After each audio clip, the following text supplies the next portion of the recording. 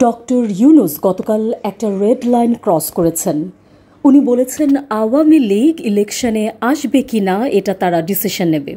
এই কথা বলার কোনো অধিকার ডক্টর ইউনুসের নাই, কারণ আওয়ামী লীগ নির্বাচনে অংশগ্রহণ করবে কি না সে ডিসিশন এদেশের মানুষ নেবে।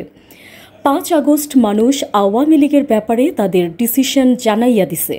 তারপরও যদি আরও প্রয়োজন হয় গণভোট হোক, গণভোটে মানুষ বলুক আওয়ামী লীগ নিষিদ্ধ হওয়া উচিত কি না।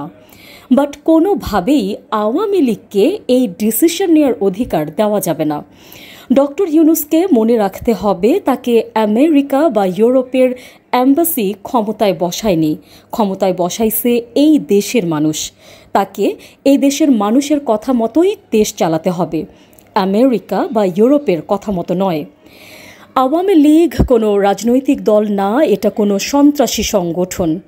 আওয়ামী লীগের ফিরে আসার ব্যাপারে যে বা যারা হেল্প করতে চাইবে তারাই জুলাই গাদ্দার হিসেবে পরিচিত হবে। ইউনুস নিজেও যদি আওয়ামী লীগের পক্ষে কথা বলে, ইউনুসের বিরুদ্ধে দাঁড়াইতে আমরা 1 সেকেন্ডও সময় নিব না। নিউজ ডেস্ক, সংযুক্ত।